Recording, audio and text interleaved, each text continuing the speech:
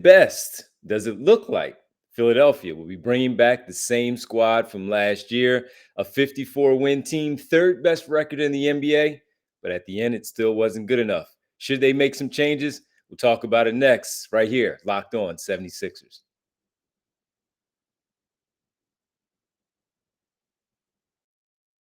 You are Locked On 76ers, your daily Philadelphia 76ers podcast. Part of the Locked On Podcast Network, your team every day.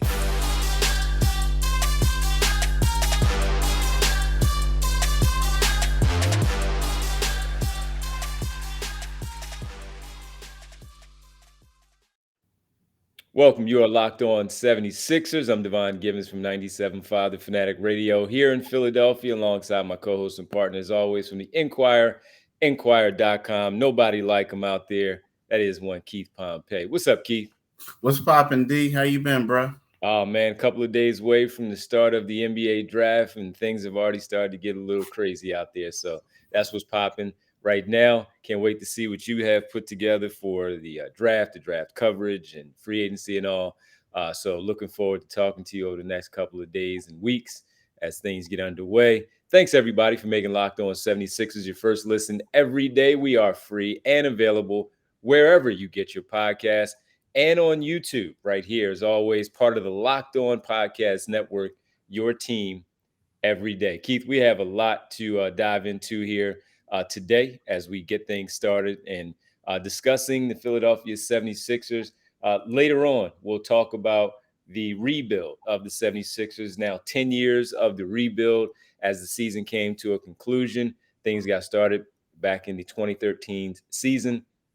And with it, there were a lot of players early on with that part of the rebuild that have gotten away from Philadelphia and have went on to have some success.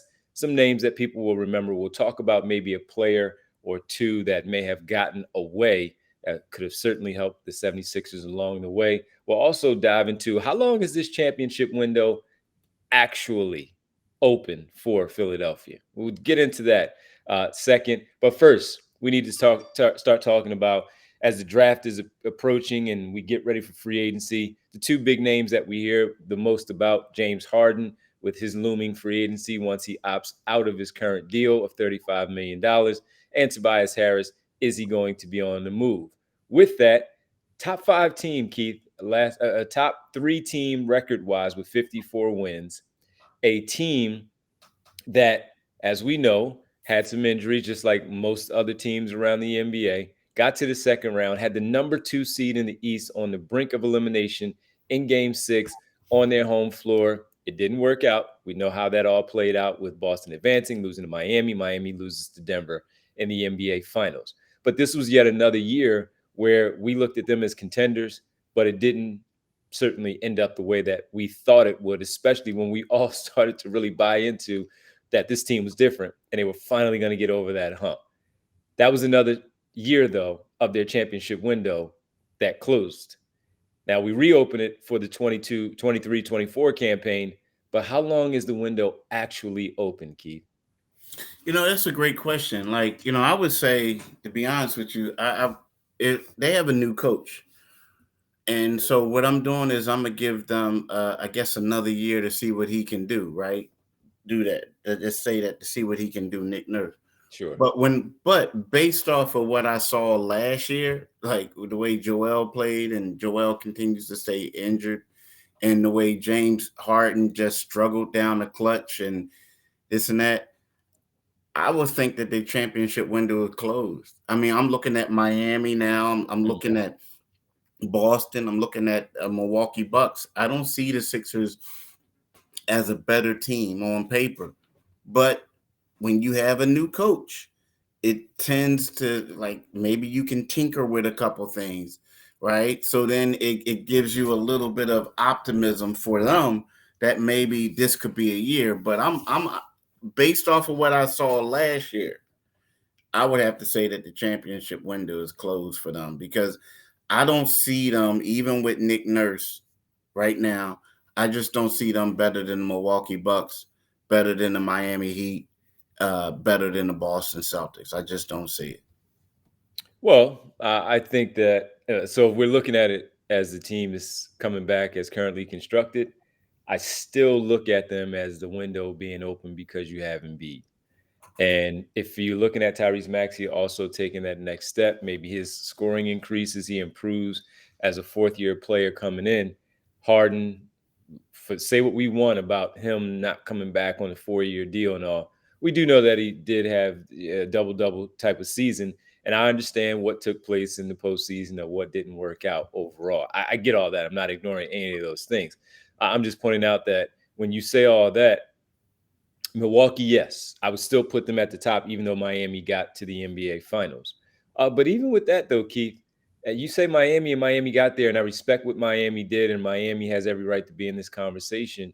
But I also feel like they went on a run. I don't know that they're that good coming back next season. I think they got on a run. They got hot. They were fantastic. They had a great leader.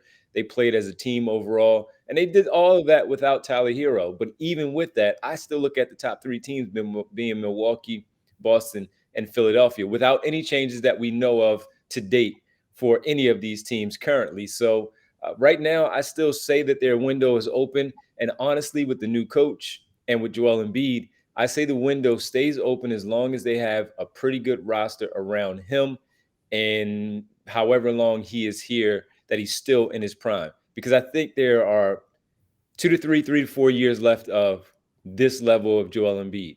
And I actually think that his numbers should go down a little bit with this offense in terms of not needing to score 33 points and grab more rebounds, adding to his assist number, maybe picking up the blocks again a little bit more like he did back in 2017-18 season. I think it was when he was 27, 13, and 2.5 blocks.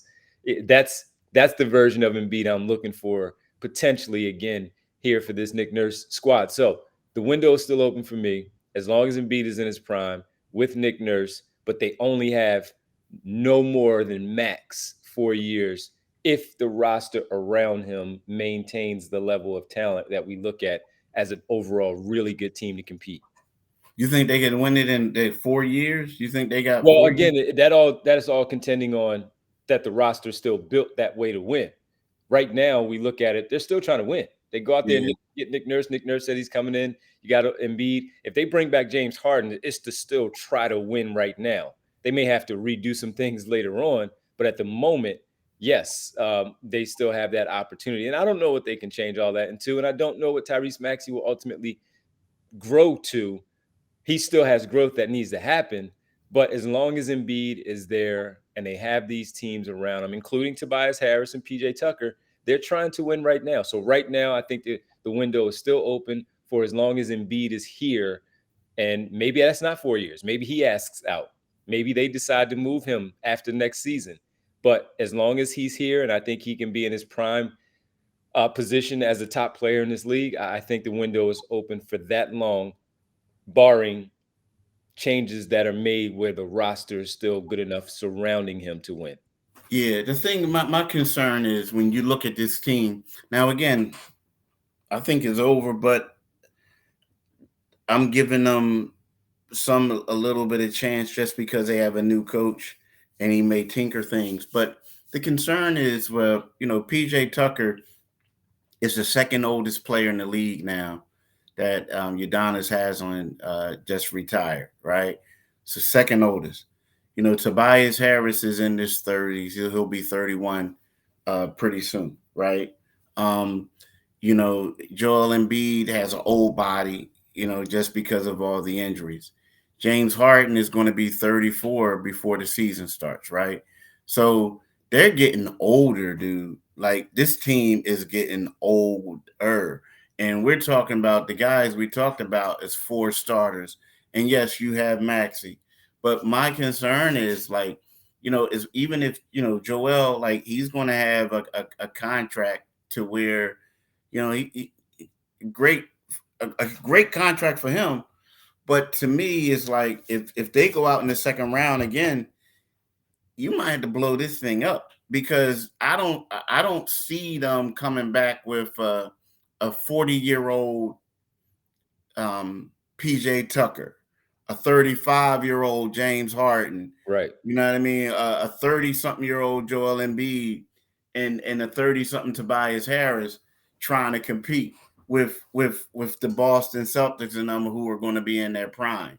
You know what I mean? So like I just look at it, and then you look at it like teams like Cleveland are going to get better in a couple years. If they keep them, anything can happen, right? Sure. If Yeah. they keep them, you look at the Hawks. I mean, all these teams are young now, and they're getting better. And then you know what we talk about? We just talking about coming out of the East.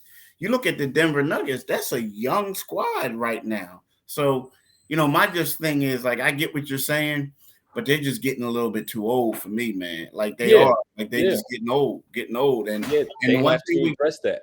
we learned about PJ is I like PJ, great locker room guy, but you can't expect him to do the things that he did 3 years ago or even 2 years ago because father time comes and when it comes there's nothing really you can do. He's not going to guard elite guards or elite wing players. He's better suited for using his strength to get leverage on big post players and also being a leader out there. So yeah, I just think they're just getting a little too old. That's all. That's just me. That's why I'm intrigued to. I wish I was able to sit in on any of those meetings between the front office and Nick Nurse and figuring out exactly what's going to happen there, because I'm very curious. Because you come in, yeah, you're right, they're older, and I recognize that also.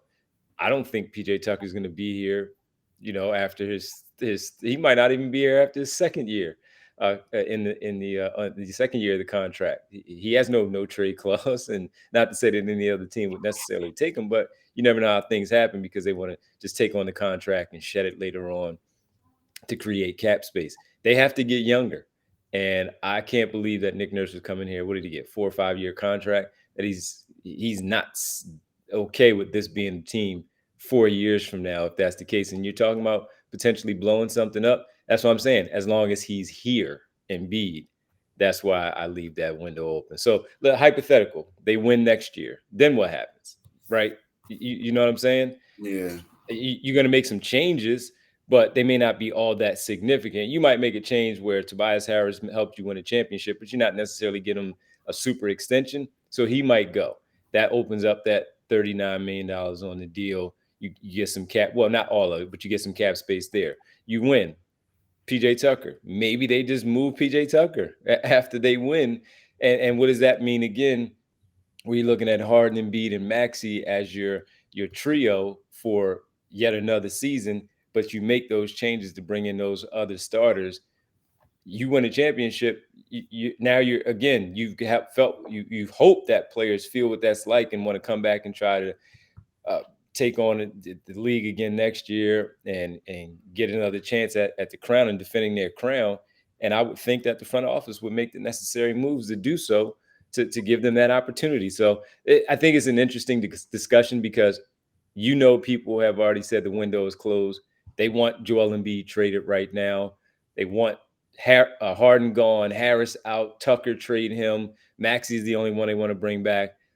Or they're like, hey, let's just rebuild it and blow it up all over again. But then you have the people that are like, I haven't given up yet on it just yet, even though the disappointment has been there for this team over the past 6 seasons in the playoffs. So there's that. All right, man. On the other side, we got to talk a little bit about this basketball team right now in another way. We've said we will talk about their window, but we also have to talk about we talked about the same team, but the championship window as well. So let's talk about the window itself, as we just mentioned that, and get into the rebuilding years and players that got away. We'll dive into it all next right here on Locked On 76ers. Sometimes when you're dealing with sports and your basketball team in the city of Philadelphia, it's not good for your health. And one thing I want to let everybody know is as we do this show here, this show is sponsored by our good friends at Betterhelp. And when you are dealing with a lot of personal things, sure, sometimes your personal things help you just simply get away from your sports team that disappoints you.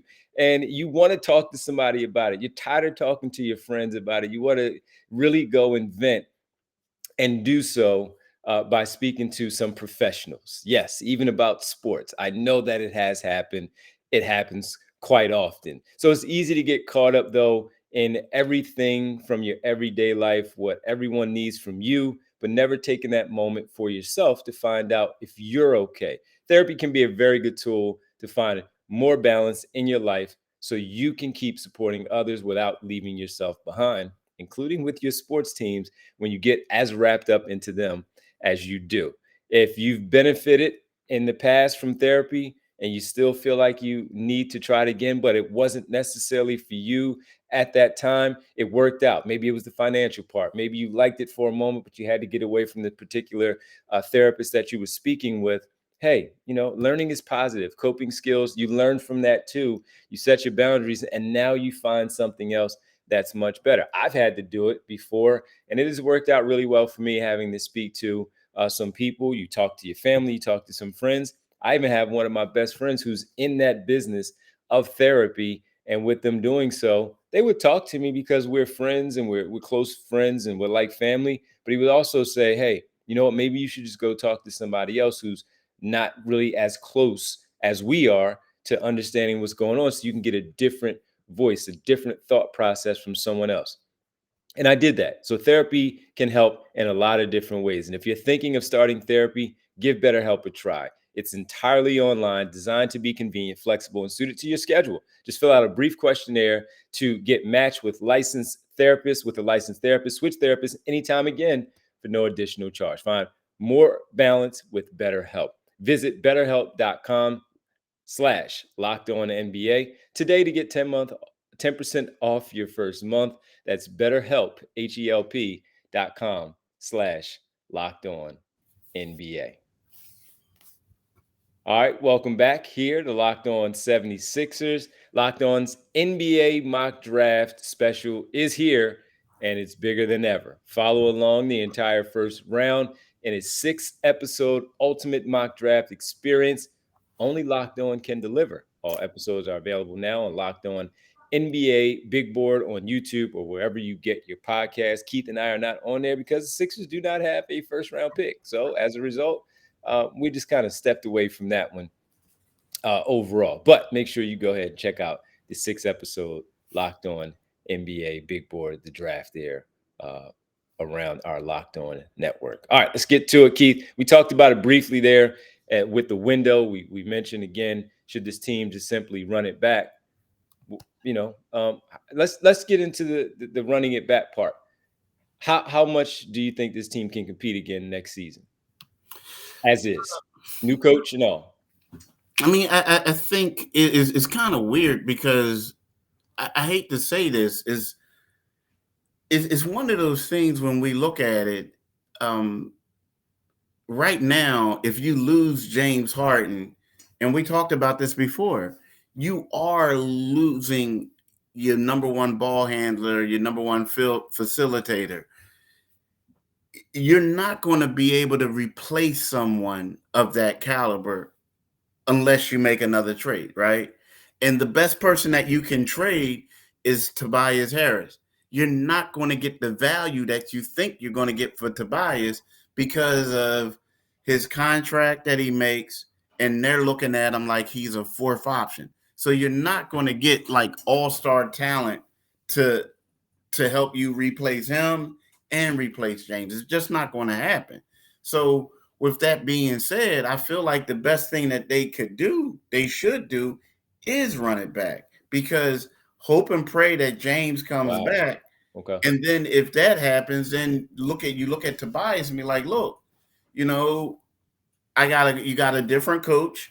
He thrives in having the ball spread around, and then maybe you can ball out, and then possibly somebody will give you a contract. If not, we'll give you a contract when you become a free agent.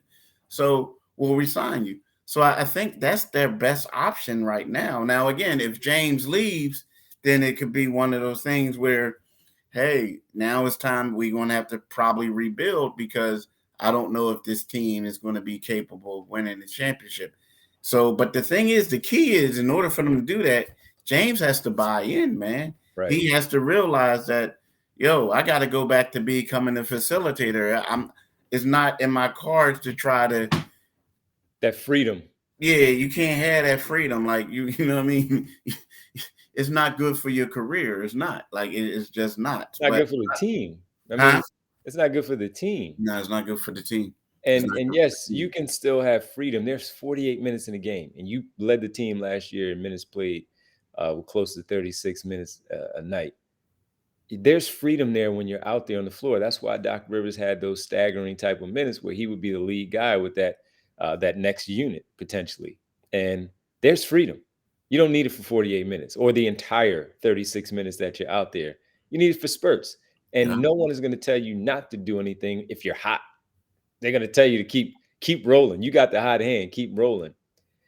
But this this part is so intriguing. That's why we have such a big week ahead of us with the draft now and free agency the following week on that Friday, where things are really going to tell the story a lot, especially about the James Harden part. Nick Nurse has basically said that he wants James Harden back. Now, is that coach speak because he came in? Sure, it could be, but he's also, whatever the conversations, Keith, he had with James Harden, they've talked about style. And with that freedom that Harden mentioned, I'm sure that the head coach is telling him, listen, this is how I would want to play, though. This is how I want to do it. And we watched him from afar. You talk about ball movement, but it's also player movement, moving off the ball, finding spots, finding open spaces, keeping the defense off balance. And that's where things are really going to have to be important for this team in order for their window to remain open with this same group. That's what it has to be. And I'm also thinking about that part of PJ Tucker and the starting and who else might be on this team, and in order for him to be out there on the floor as much as I'm sure he would like to be. So big stuff, of course, with this team this offseason. When we get back, we're going to talk about the players during the rebuild as things got started in 2013-14 season where they blew it up.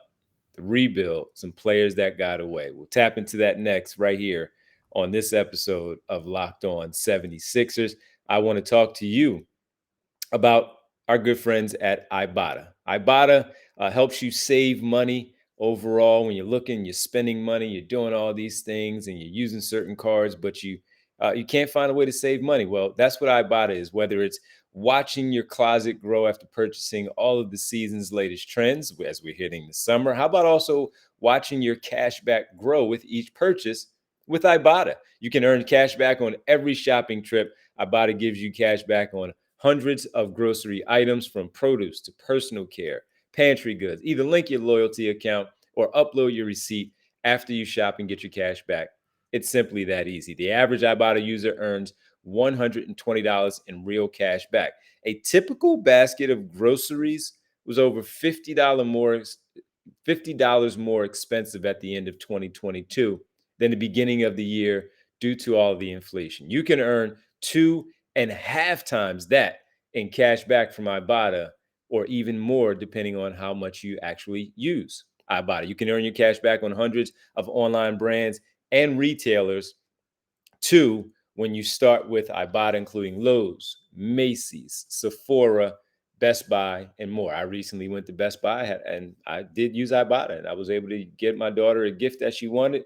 It was perfect with Best Buy accepting, how I can get my cash back online by buying something from Best Buy with Ibotta. Right now, Ibotta is offering our listeners $5 just for trying Ibotta by using the code Locked On. When you register, just go to the App Store or Google Play Store and download the free Ibotta app and use code LOCKED. That's Ibotta in the Google Play or App Store and use code LOCKED. Welcome back. Locked On 76ers, Keith Pompey. I'm Devon Givens. All right, Keith, rebuild, 10 years in. It's over with. It was over with a long time ago. For people who don't know, I understood the rebuild. Sam Hinkie blew everything up. I didn't like it. It's no surprise if you know and have listened to my show for years. Didn't like it, understood it, knew what he was doing, didn't like the approach. I wish they would have just rebuilt the team the way that a normal rebuilds. And I understand, yes, he took advantage of an opportunity that he saw in the CBA. He did that. and it worked out in his favor where he got so many Sixer fans on board. And that was the right thing for them. It wasn't the right thing for me. That said, there were some names mixed in there that he brought in. Bad teams, Hollis Thompson, Tony Roten, Henry Sims, the usual suspects, names that we bring up often. Isaiah Cannon, we bring a bunch of names in. One of those guys during the rebuild just won a championship, Ish Smith with the Denver Nuggets. But there were a lot of names in there that actually panned out. Well, a few that actually panned out to have some long NBA careers. Keith, I want to ask you first, and then I'll give mine. Someone who you felt maybe could have benefited from still being on the roster right now from the start of the rebuild. Yeah, and like I just want to let people know, because I talked about this beforehand and they brought up, Mikal Bridges, your cousin. What we're talking about like once the team was like basically tanking. Like the 10-win season team. Yeah, the 10-win before that. And so like once they start making the playoffs and this and that, we're not talking about that. Like, so it's not Mikal Bridges. Not Jimmy Butler. It's not Jimmy Butler. It's not this and that. So the guy I said before, and at first I didn't want to repeat it because I brought him up before. So I was going to go with the Christian Wood thing, but I have to be, I'll be doing myself an injustice if I didn't bring up Jeremy Grant. And the thing is, Jeremy Grant, I talked about him before, so I'm sorry for people like you keep bringing that up. But when it comes down to Jeremy Grant, we're talking about a guy who the Sixers got, he was the quintessential process guy. And what I mean by that is, they drafted him in 2014 when they picked up Joel Embiid. He was the 39th overall pick, the 9th pick of the second round. So they got him for value. And you look at him last year, like he played 3 seasons with the Sixers. His first year, he averaged 6.3 points. He played in 65 games with 11 starts. The second year, he averaged 9.7 points with 77 starts. Remember, the knock on him is he couldn't shoot, but he was always in the gym. And then you look at him in this past season, and it wasn't even this past season, he averaged 20.5 points. He averaged 4.5 rebounds, 2.4 assists for the Portland Trailblazers. To me, he's a guy that can play multiple positions. He can play small forward. He can play power forward. He can guard 4 positions, right? He's 6'9" with a real long wingspan. He won a gold medal, at the last Olympics. Hey, I honestly think that he was the guy that the 76ers let go. And I felt like, his career has blossomed and he would be a great fit for the Sixers now. Yeah. They sent him to Oklahoma City, I think, for another second-round pick. And was that Isaiah Cannon and all that stuff in there? But they also sent them there for, what was his name? Not Marco Ersan Ilyasova. And then they didn't sign him. That was the first time they had Ilyasova. Then they acquired Ilyasova later. But, Ilyasova was a great shooter. And at that time, everything seemed great. But you let Ilyasova walk at the end of that year. You did bring him back. And you let him walk again. So it was to me, that was tough. I don't even remember that they traded him for Ersan Ilyasova. Yeah, Ersan Ilyasova. Yeah, I don't even remember that they traded him for him. But he was one of those guys. I liked him at Syracuse. Number one, he was one of those guys that I did actually like. I thought he was a good player. I didn't think he would turn into this, but I thought he was a nice piece for what they had with all the stuff that they were trying to figure out. So yeah, I did like Jeremy Grant.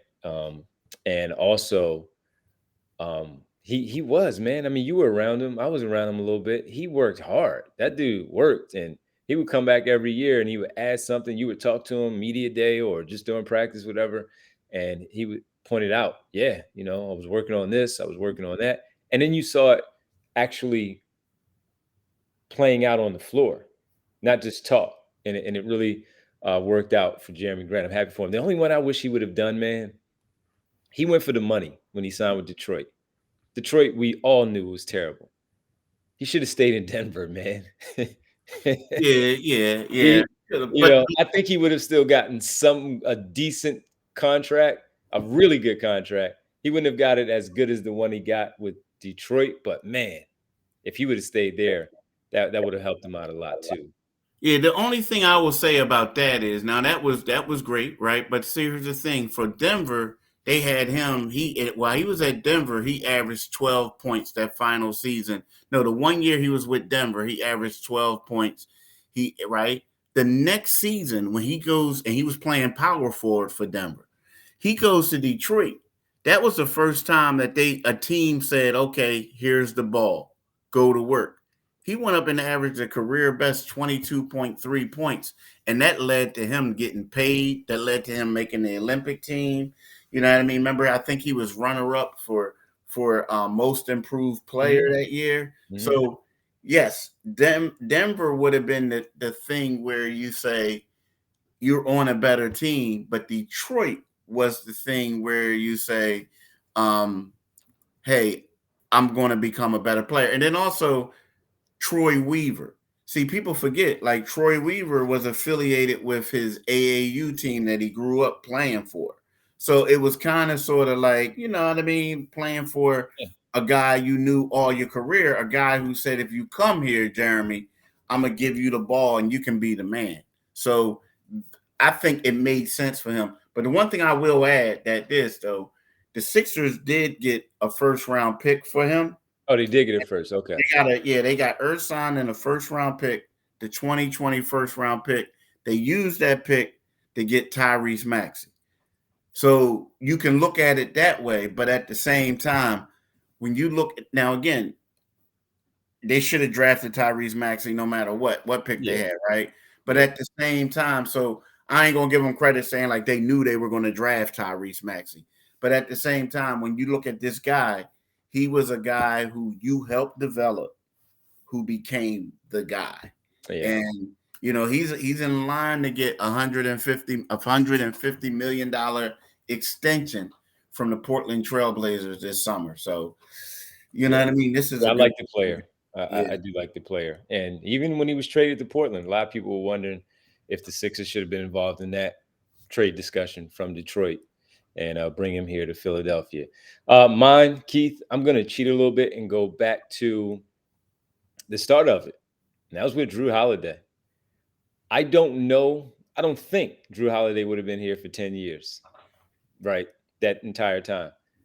But the player that Drew Holiday we saw as a young player that was eventually traded and to New Orleans, we saw him blossom there. He was an all-star here. And the fact that he was able to do the things that he has done, gold medal winner, as you talked about, that type of stuff. Fantastic player. And even when Ben Simmons eventually got here, imagine having Simmons and Drew Holiday in the backcourt together defensively. Now, forget about the offense. Both of those guys can score the way that they scored. But defensively, who's getting past that? You know what I mean? With Embiid behind, and you have who's getting back past that. So I look at Drew Holiday, and again, it may not have panned out the entire time, but I'll even go a step further. When he was on, I want to say he was on JJ Redick's podcast, Keith, where he mentioned that they had tried to reacquire him in the offseason. And he basically said no of coming back to Philadelphia. He had already established himself again as one of the better defenders in the league. And the Sixers were going after him again when he hit free agency, and he decided against it. I don't think he liked certain things. I don't know if I think Hinkie was already gone at that point. But the point of it was they tried to get him back, and he decided against it. And as career, he's won a championship, all defensive team, all that stuff. But the guy, I just thought that I didn't like it at the time. I obviously didn't like the Drew Holiday piece of it when they started to rebuild. And I've always wondered what it would have looked like had he stayed here a little bit longer to see how it would have panned out with Drew Holiday. And it's funny too, because, you know, they also they wanted to trade for him too, on like in 2020, but that's when the Pelicans ended up trading him to the Bucks. right? So he was a guy that I guess they kind of realized they messed up. See, a lot of people think that when they traded Drew Holiday, right? People think like, okay, that started the process. If we didn't trade Drew Holiday, we probably wouldn't have got Embiid. We couldn't have got all these other guys. Nah, that's not true. The funny part is when they traded Drew Holiday, people forget they traded Drew Holiday and Pierre Jackson to the Pelicans, right? And Pierre Jackson was a second round pick at that particular time. They ended up getting Pierre Jackson back, but like a year later. But they traded him to the Pelicans for Nerlens Noel and a 2014 first round draft pick. Did right? that turn into Dario? Yeah, but it did. But it turned into Dario, but it was originally for Elfrid Payton. And what they did is, so they got that one, and they traded Elfrid Payton to Orlando for Dario. Yeah. But the thing is, it's kind of like, now all that sounds good, right? Like we got Dario, we got the homie, this and that. But then you ended up trading the homie to get Jimmy Butler, who left. And now the homie is a backup five, right? Or he was a backup five. So it's kind of like, in a way, you look at it, it all sounds good on paper, but you got rid of him for dudes who ain't even on the squad. Dudes who like Elfrid Payton. I don't know the last I heard of him. He was in Phoenix and last. Nerlens. He was in Phoenix during the championship year. Yeah, but yeah, he was doing that championship. But the thing is, he had a bad going and like Orlando, right? It got to a point his father almost beat up the coach. It was crazy, right? So then you got Nerlens, and Nerlens is my guy. But Nerlens ended the season on like what a 10-day? 10-day with Brooklyn. 10-day. Yeah. And then Dario was a guy who was injured. So like it's not even like you traded him for a guy who became a staple within the organization. You traded him for guys who turned out to be journeymen, unfortunately. You know what I mean? So yeah, I mean, I understand what you're saying. That was a bad one. Even like, Pierre came, remember they traded Pierre, then Pierre like ended up, they got him back, and then they ended up waiving. Yeah. But that doesn't have nothing to do with Drew. But yeah, we're talking about Nerlens, Elfrid Payton, and Dario.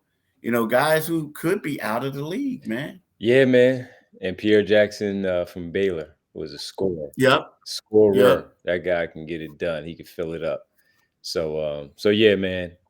Drew Holiday was one for me. A lot of names. Christian Wood has been linked now in the offseason potentially to the Sixers, so we'll see what happens there. But overall, long 10 years, man, and that rebuild was something else. Keith, this was fun, man. We have a lot to talk about tomorrow as we get a day closer to the draft, and we will do that. But we first thank everybody for making Locked On 76ers your first listen every day. Everydayers. Tomorrow on the show, we'll talk a little bit more as we get closer to the draft about a few of those things in regards to looking ahead to the Thursday NBA draft and potentially free agency. Keith, do you mind letting the good folks know where they can find us? Yeah, you can find us wherever you get your podcasts at. We're free and available. Also, make sure when you click on our YouTube channel, click on the Liberty Bell and you become a new subscriber. And with that, you'll get notifications. You can follow my man D all this week on the Divine Giving Show, 97.5 FM from 6 to 10. So make sure you do that. Also, you can follow D on Twitter at DivineG975. You can follow me on Twitter at Pompey on Sixers. You can read my articles in the Philadelphia Inquirer, inquirer.com. Keith, as always, man, fun. Thanks, man. Appreciate it. Peace.